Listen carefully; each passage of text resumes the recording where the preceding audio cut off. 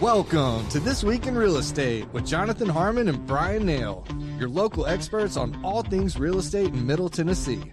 Listen in as they discuss the current state of the market, the latest trends, and have a little fun while doing it. We do want to say the opinions voiced on this podcast are for general information only and not intended to provide specific advice or recommendations for any individuals.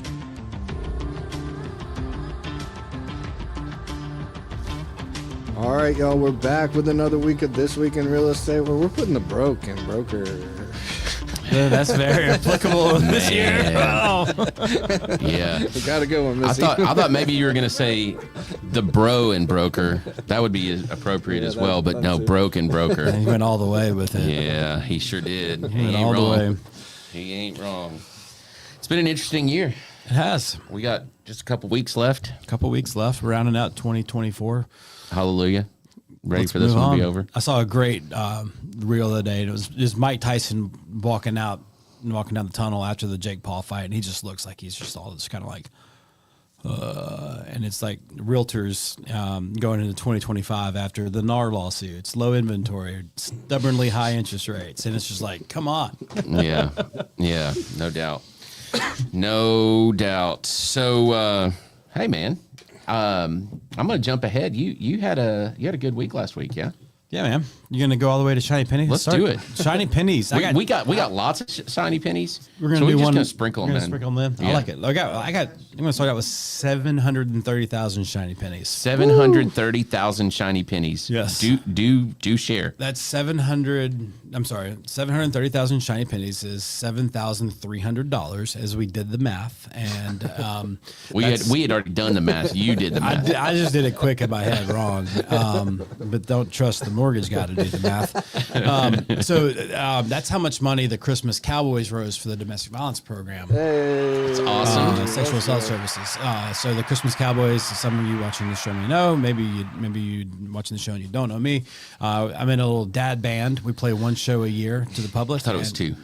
We should play 2 shows a year. One's to friends and family. The other one is a public show that anybody can buy a ticket for. I see. And so it's the bigger one because it's the whole purpose of this group of guys is that we're just 4 guys that love playing music. We love spending time with each other. Wednesdays at 9:00 we get together and practice for a couple of hours, and but we also have a passion for doing good by our community. And so Hold on one second. You can stay up past 9:00. yes, it's hard. And there's weeks where you're just like, I don't want to go because I'm so exhausted. And but the kids are down. 9:00's when our wives are like, yeah, you can get out of the house. It's okay. But man, you pick up this energy as soon as we get around each other, and it's fun. We like I said, we like playing music. We like doing good for the community, and this is an opportunity for us to do both of those things. And y'all raise money for DVSA. So Erica Downing and her group over there. And it's a different organization every year. Right. So last year was Isaiah 117. Last year, and then the year before that was the first year they did it, and I believe it was the Kamari House. Oh, okay. So all worthwhile organizations. So probably sometime around September, October next year, we'll identify who we want to work with, and we'll reach out to them, and if they're on board, then we'll help them out. At a time of year where a lot of people are, I think nonprofits don't usually generate a lot of fundraisers in the month of December because they know the market's kind of looking towards Christmas and holidays, and it's not a great time to raise money, but we can kind of come in with a little shot in the arm for the end of their fiscal year. But I mean, how awesome is it though to have a good time, listen to some good music, eat some good food, thanks to the alley over there. Yeah, big thanks. We had some great sponsors. Tennessee Toolworks, Primis Mortgage sponsored it. John Jones Real Estate sponsored it. The Alley on Main sponsored with the gift in kind of providing the catering. So all of the tickets that we sold, all the sponsorships that we sold, we're able to give that money directly to the program. $7,300. Veterinary Associates of Murfreesboro. Whit Morgan's our singer, and he's a veterinarian. So we had good group. I hope I'm not forgetting any of the sponsors, but it was a good time. Very cool. All right, I'm going to throw a shiny penny out there as well. The Parade Watch Party, J. Harmon Home Team Parade Watch Party was this past Sunday. I don't know, 30, 35, 40 people, something like that in the front yard watching the parade. And shout out to the organizers of the parade. Last year was over 3 hours long. This year you trimmed it down to about an hour and 20 minutes, and that is Much better. 3 hours is too long. Oh my gosh, it went forever last year. But this year was awesome. Yeah. The weather was good. We made some new friends. A fella named Michael just kind of showed up, and we brought him in, and Michael was Michael, and we got him some candy. And Shout out to Michael. Neat guy. So anyway, that was a lot of fun doing that. I've got 2 other shiny pennies, but we'll save those for later. Headlines? Yeah, is that first? Headlines? Yeah, headlines. Yeah.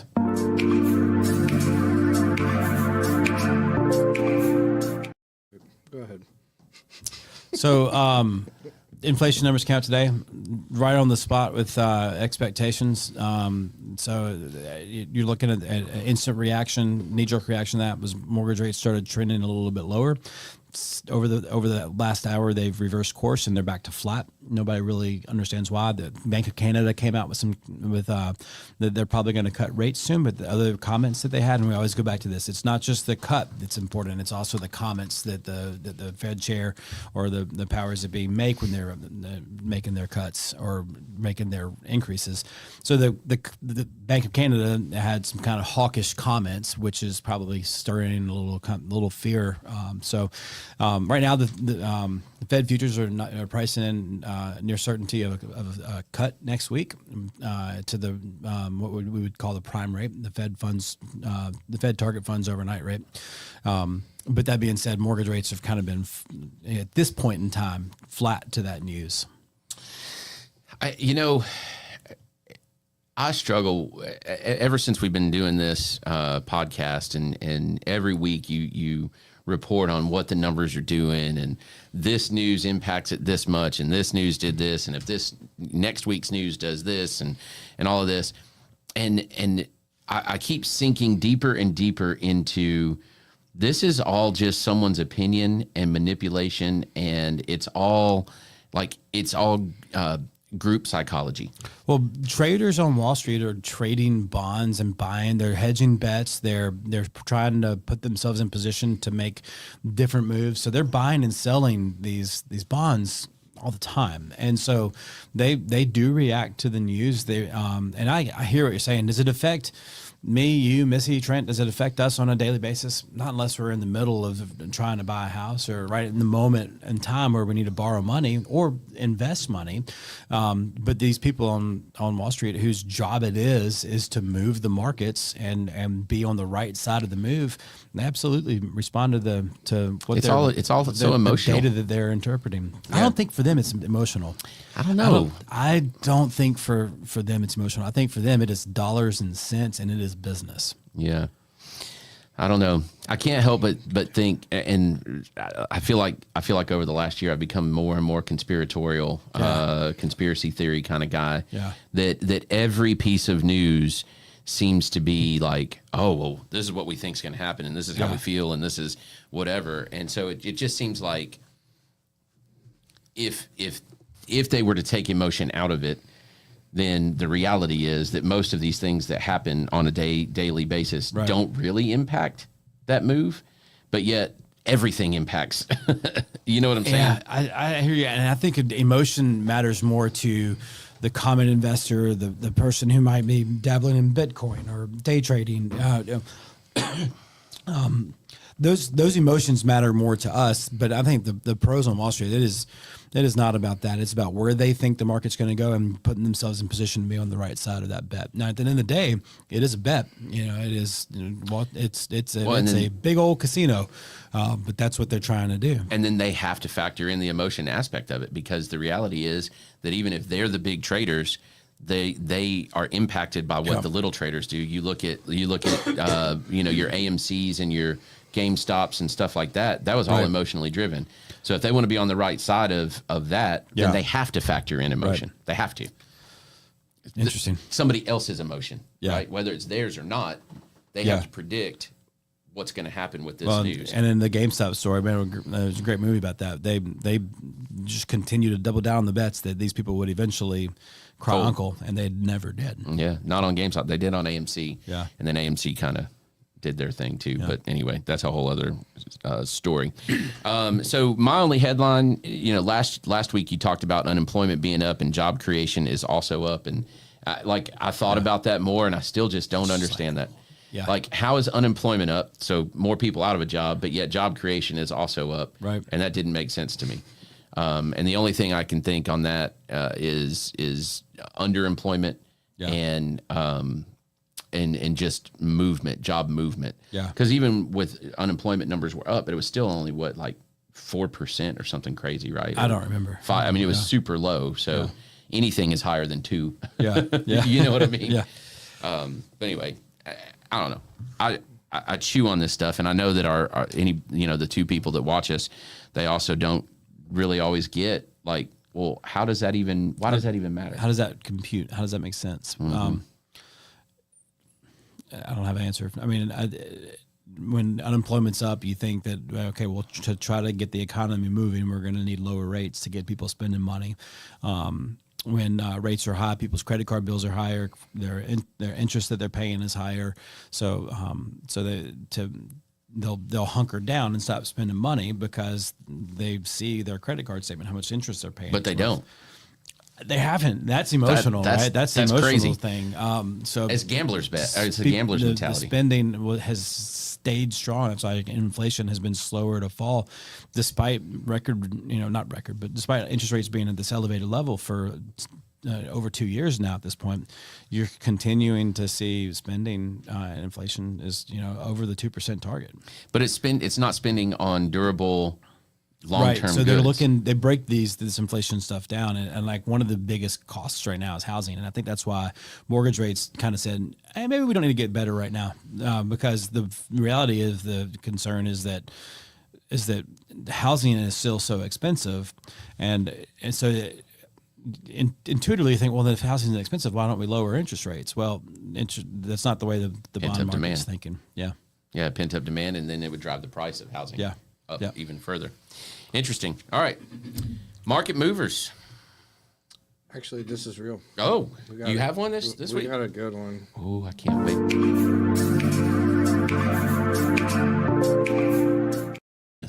This one is something else. Look at that. That's a tiny kitchen. Is it?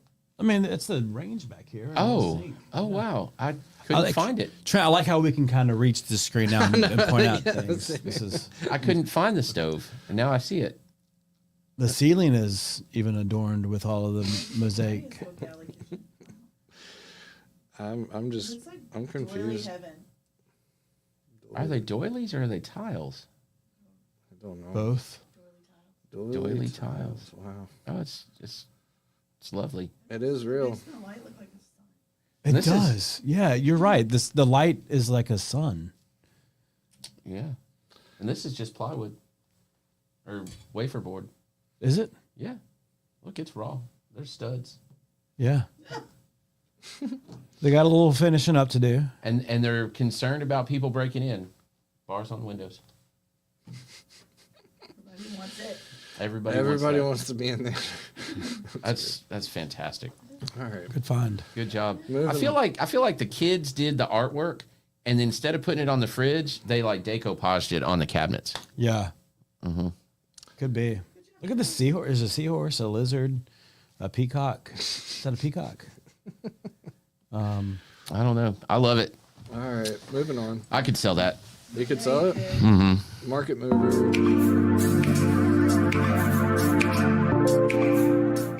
Are we?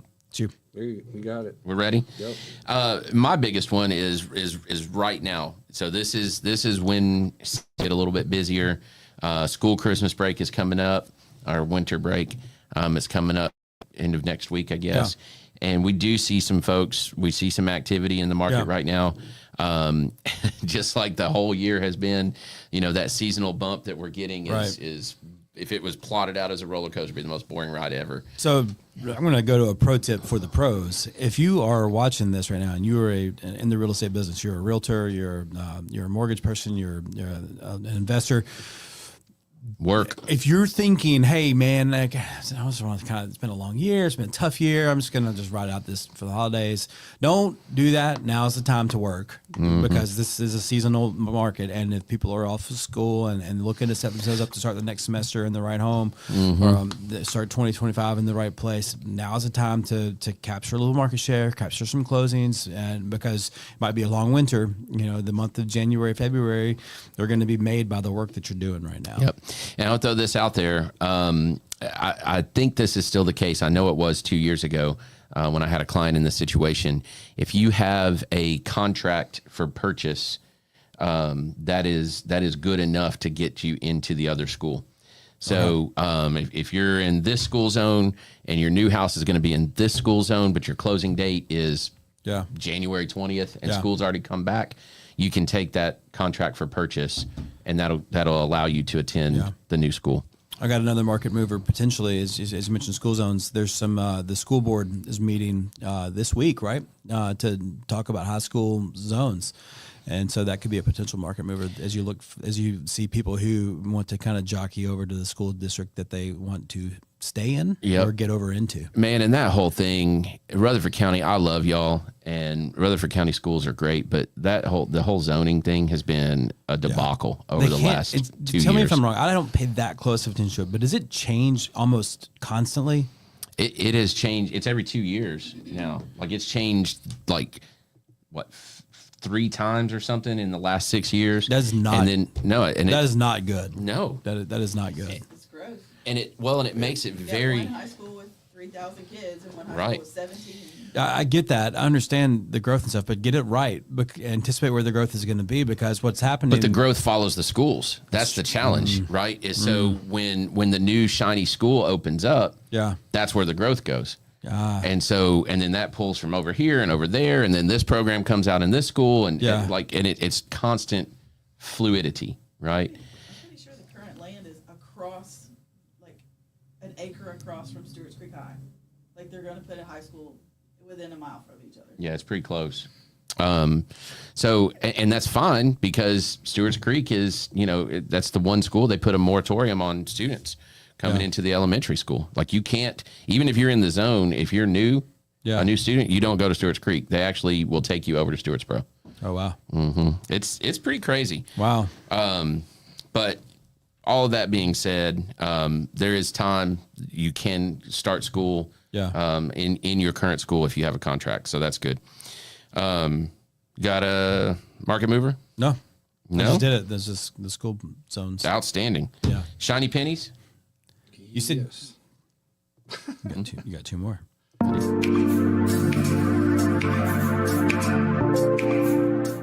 To you. Did you have another one?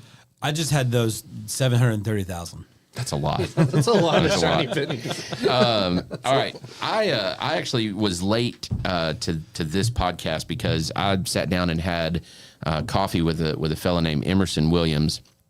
And if y'all have never met Emerson, Emerson is a State Farm agent. Solid guy. In Smyrna. And let me tell you about Emerson's business and why I love this guy. Okay. Number one, he's a genuine, real, incredible human being. But Emerson sat down and said, okay, I'm a State Farm agent. There's a million of us, right? How do I do things just a little bit different? And he looked at the demographics for the town of Smyrna, and he said, I'm going to purposely make my office reflect a population within Smyrna. And so everybody that works in his office is either an immigrant or a first-generation American. And lots of folks that speak different languages. He's got a couple of different countries represented within his office. And his mission is to genuinely help people that are just now getting acclimated to being in the United States. That's awesome. It's really cool. It's awesome, and he's sincere about it. It's not a business. I mean, it is a business move, but it's not a business move. So that's one. But while I was at Brass Horn, having coffee with Emerson, I met my friend Jeremy Florida, the owner of Brass Horn, and Jeremy introduced me to a guy named Billy Miller. Have any of y'all met Billy? Mm-mm. So Billy has an organization called Working Mission. They have a 700-acre farm I've heard of out this. in Las Casas, and they teach ESL classes. And so, and conversational English and things like this, but they also like work out there at this farm. They donated, I can't remember if I think it was 30. They donated 30,000 pounds of food last year. Wow. 30,000 pounds of food last year to Nourish and some of the other organizations. And their goal is 100,000 for 2025. This is food that they've grown and cultivated. Wow. Eggs and chicken and lamb and all of that, plus vegetables. Yeah. I mean, like all of this stuff. And man, just to listen to this guy and where he came from and his passion for it and the way that he helps, like he's teaching, like I said, all these ESL, they don't cost anything. Yeah. It's just what he left a, high paying corporate job, and he thinks everybody should work a little bit. Yeah. And I'm like, yeah, they should, including himself. Right. Yeah. So anyway, it was really neat, and it was really neat to introduce him and Emerson to each other. Sure. Because they're serving a similar population. With some different ways. So it was just been a good morning. That's good awesome, breakfast, man. Yeah. Good coffee meeting. Oh, and the coffee is fantastic, of course. His wife was on Nourishing the Community. Oh, yeah? Yeah, it was awesome. One of the best episodes, in my opinion. So, and it just, like, anytime that I'm not, like, feeling super positive, just personally, I think about it, and we've got so many good things happening in this community. That's right. So many different organizations doing so much good work. And it's really, really a privilege to have the friends that I have that are so involved in so many of those things. Mm-hmm. And just to be able to know about it. You know what I mean? Yeah. Just to feel good about what's happening around us. That's right. So that's my shiny penny. That's a really good one. Pro tip?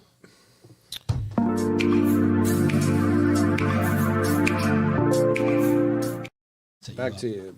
So last week, we got back into town from Thanksgiving, and I needed to be clean. So I went to the bathroom and turned on the shower. And it always takes a minute because the water's got to come all the way from the garage, through the crawl space to our house, to the bathroom. Water never got hot. So go outside and look at it. Pilot lights out, and notice there's water. So I get the pilot light relit, and then I was like, wait a second, that's not what you do. You got water under the tank. That's just going to heat it up and create pressure and push more water out. Water heater's done. So we needed a new water heater, and some guys came out and they went through our crawl space and they told us, surprise, your pipes look great, but you have a possum in your garage, in your crawl space. Oh boy. What? So go around and to write, not until yesterday when I was going through the crawl space myself do I think I understand how he got in. He got in through the HVAC system, and because everything's tight, like there's nowhere he could come in. And my dog had been. We thought he had cornered some moles or something, but I think there was a possum that my dog was onto. Right there. Possums are nasty, filthy, disgusting animals. And I'm like, man, I mean, so as I'm crawling through the crawl space yesterday, because I'm just checking a couple of spots, and I want to just see if there's any water leaks and see things, and there's feces everywhere. And so anyway, what's your pro tip? As a matter of fact, what a great segue. Thank you. My pro tip involves animal intrusions. And, Bryan is not wrong. You get an animal in the crawl space, and it doesn't matter if it's a squirrel, a possum, a raccoon, rats, mice, whatever, right? When it starts to get cold, animals that normally live outside look for warm places. Yeah. And under your house is an extremely warm place compared to outside. Yeah. Always. Yeah. Right. And so, you do have to look for those gaps. Here's the thing. All the areas of your house that you neglect are exactly the areas that are neglected. Yeah. I mean, they're where the problems are. Right. So do get in your crawl space, put on some coveralls, put on a hairnet if you don't want cobwebs. It's not a problem for me. I just wipe it off, whatever. But look for daylight, look for gaps. And look, here's the thing. Animals are incredible, and it doesn't have to be a big gap. And especially look at anywhere that there is already a penetration through that brick wall or block wall. So your HVAC is an extremely common area. If you've got a what they call a package unit, then you've got a cowling that goes around, a piece of sheet metal that's bent like this, and oftentimes it's open on the underside. So if you've got dirt or anything like that, it can be dug out, and then there's this a huge hole where the ductwork goes through your block wall, and it's very easy. I mean, we're talking a gap this big, and you can get all kinds of critters in your crawl space, and they will wreak havoc underneath your house. They will shred your ductwork. They will use the bathroom all over the place. They will moisture barrier will be just shred the moisture barrier out of a they'll have babies. They'll die under there, and it'll smell. Yeah. I mean, and here's the thing: if you get mice and squirrels and stuff like that, might have snakes in there as well. Yeah, because that's a food source and it's warm. So get in that crawl space, look for those gaps. How do you smell it? So for my circumstances, how do I shore up? Because I can't do I'm looking at it. I'm like, how do I keep this from happening? Well, there's two different options here. So again, look for gaps, smell, look for feces, look for debris. Your ducts don't just shred themselves. Something has shredded it. Okay, if that's under there, and then when you find those gaps, is there a way for you to close it up? Right. So if you've got a cowling that goes over and there's dirt under it and they've dug out the dirt, can you fill that gap? Use a concrete block, pour concrete, whatever. Is there a way to do that? Same thing with like your block walls. Can you fill it with foam? Can you use sanded caulk, something like that to caulk it back in? Do you have a vent that got knocked out? Right, that happens sometimes. They just fall out. Yeah. Can you caulk that back in? Is the crawl space door secure? That's another huge area. If you've got it to where it's kind of touching and it's got a gap at the top and you've got a concrete block holding it up, I know this because I've done it. Animals will pull that down and crawl on in. Yeah. If you don't want to deal with it, if you don't trust yourself to deal with it, there's a couple of great companies in our area that deal with it. Affy Pest and Wildlife does a great job of doing animal exclusions, removing, if they're able to catch the animal, they'll remove it humanely and relocate it.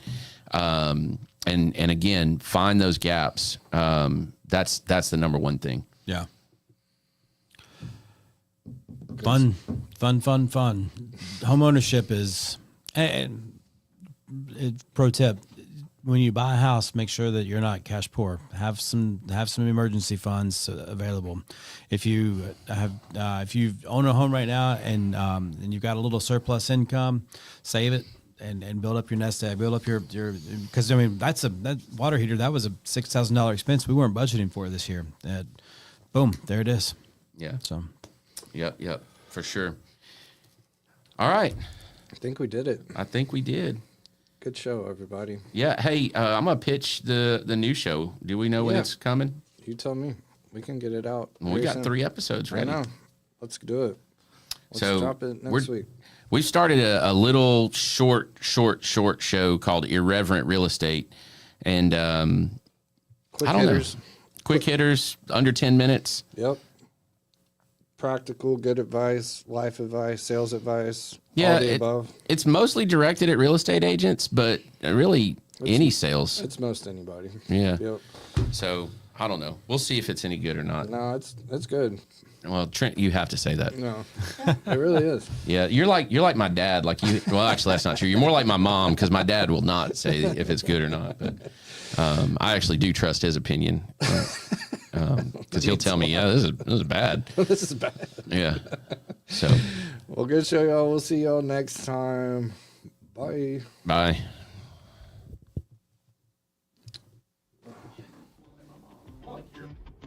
Thank you for listening to another episode of This Week in Real Estate with Jonathan Harmon and Bryan Nale, your go-to resource for all things real estate in Middle Tennessee. Be sure to like, share, follow, subscribe, and leave us a 5-star review. We will see y'all on the next one. Now for the nitty-gritty. Primis Mortgage Company is a subsidiary of Primis Bank, a member FDIC. Primis Mortgage NMLS number 1894879, BK number 1042893, ML number 1894879. As always, all loans are subject to credit approval and product guidelines. Equal housing lender.